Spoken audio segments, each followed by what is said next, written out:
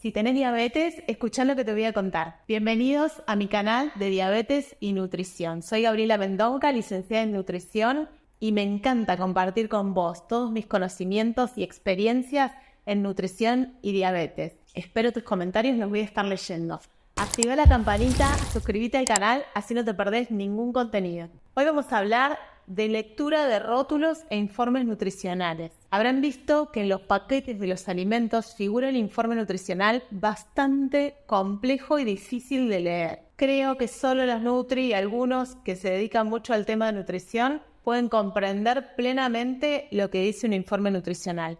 Hoy vamos a leerlo porque es muy importante en lo que es el conteo de hidratos de carbono. Necesitamos saber cuántos hidratos de carbono consumimos en nuestros alimentos para poder calcular la cantidad de insulina que nos vamos a colocar para metabolizar esos hidratos de carbono. En diabetes tipo 2, los informes nutricionales nos dan una noción general de la cantidad de hidratos que tienen los alimentos, y si bien en general en diabetes tipo 2 no necesitamos hacer un conteo estricto de los hidratos de carbono porque no nos tenemos que colocar insulina de afuera, es necesario conocer qué alimentos contienen hidratos de carbono para diseñar, junto con tu nutricionista, un plan alimentario acorde a tus necesidades, acorde a tu estilo de vida y también a las recomendaciones nutricionales. Y digo junto porque creo que desde nuestra profesión tenemos que apuntar a involucrarnos en los tratamientos.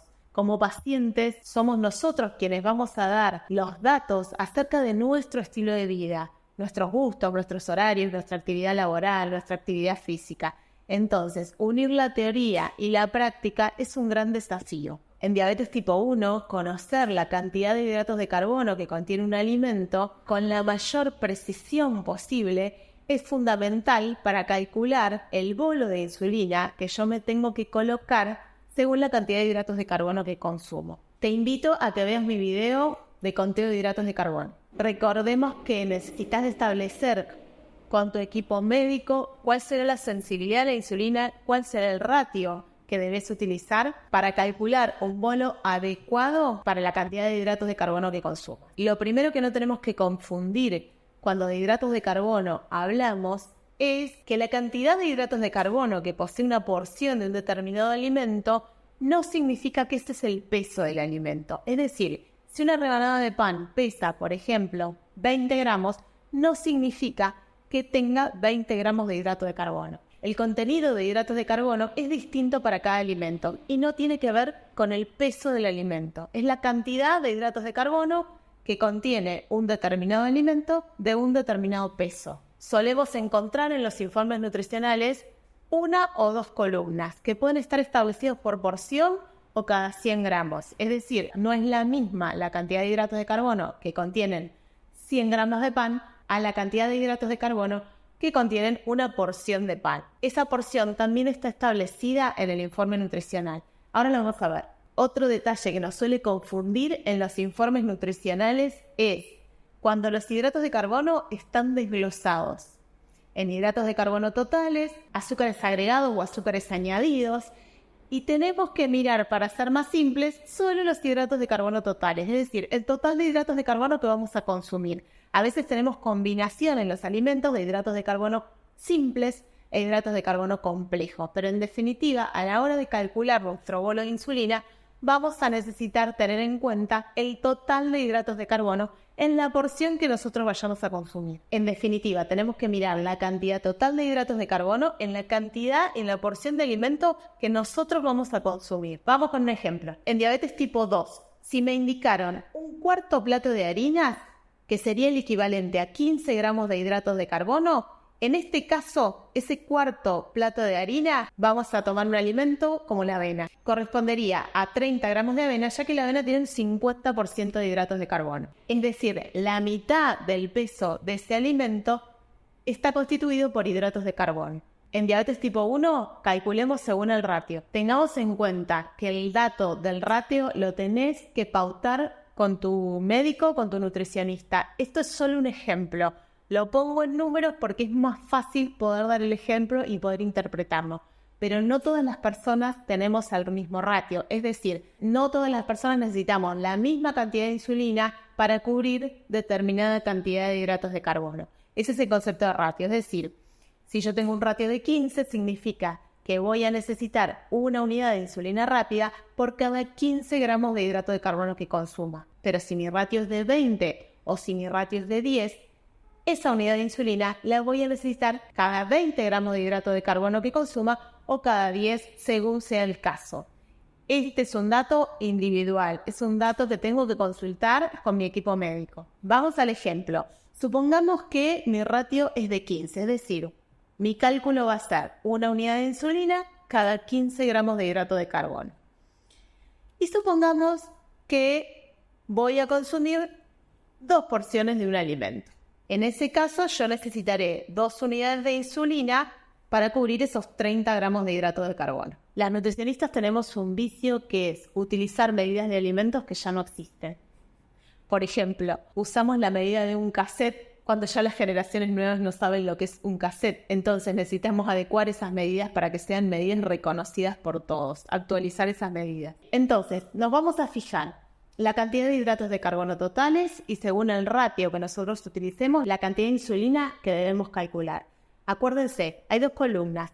La columna que nos indica ese alimento cada 100 gramos y ojo, porque ese alimento puede estar en crudo o en cocido. Entonces, no es lo mismo, por ejemplo, arroz, avena, fideos, medidos en crudo que medidos en cocido. En la parte superior, donde dice la porción de alimento, deberíamos contar con esa información. Es decir, cada porción que está establecida en medidas caseras nos va a dar la pauta de qué cantidad de hidratos de carbono tenemos si consumimos una determinada cantidad de ese alimento. En este caso, una porción. Entonces, cuando de diabetes se trata, estar atentos a la cantidad de hidratos de carbono que contiene un alimento y cómo está expresado en ese rótulo. Ahora, tenemos que desarrollar criterio. ¿Por qué? Porque muchas veces los informes nutricionales, lamentablemente, no están bien hechos. Y les voy a mostrar un ejemplo. En este rótulo vemos que cada porción son 35 gramos de peso de alimento, lo que equivale, según el rótulo, a una unidad. Estamos hablando en este caso de un pan tipo pebete. Si nosotros miramos el informe nutricional, el total de hidratos de carbono son 17 gramos. Es decir, que en una porción de 35 gramos, en una unidad de este paquete de panes que trae 6 panes, vamos a tener 17 gramos de hidrato de carbono. Ahora, por otro lado, el rótulo del alimento nos dice que el contenido del paquete son 390 gramos. Pero si nosotros hacemos la cuenta, algo no está bien. Dijimos que el envase tiene 6 panes, 35 gramos cada pan, nos debería dar el total de 390 gramos de pan en ese paquete, cosa que no ocurre. Esto no sería problemático si solo fuera un dato, pero lo que ocurre es que si hacemos mal esa cuenta, podemos colocarnos mal la insulina también, porque no estamos en un peso correcto. No estamos teniendo en cuenta el peso correcto del alimento. Entonces, hay que desarrollar un criterio general y esto solo se logra practicando para que podamos saber si hay chances de que haya un error humano también. Entiendo que es hilar demasiado fino, pero créanme que cuando uno va aprendiendo a leer rótulos, informes nutricionales, vamos desarrollando como un sexto sentido. Entonces, es importante desarrollar este sexto sentido y solo se logra practicando para saber si estamos frente a un rótulo que puede estar mal informado o no. Si nosotros vemos en este ejemplo el peso de cada pan, fíjense que no coincide tampoco con lo que indica el envase por unidad. Tenemos un peso de más de 40 gramos por unidad, cuando el envase nos informa que cada pan debería pesar alrededor de 35 gramos y por ende la cantidad de hidratos de carbono va a ser calculada en función de esos 35 gramos y no los 40 y algo que en realidad estamos consumiendo. Bien, no es un tema sencillo, pero es un tema que necesitamos observar con detenimiento para calcular lo más certeramente posible la cantidad de hidratos de carbono que realmente vamos a consumir. Cuéntenme en los comentarios sus experiencias con la lectura de informes nutricionales. Cuéntenme errores que hayan detectado. Los estaré leyendo. Leer informes nutricionales no es fácil, pero tenemos que aprender porque se trata de hacer nuestra realidad más feliz.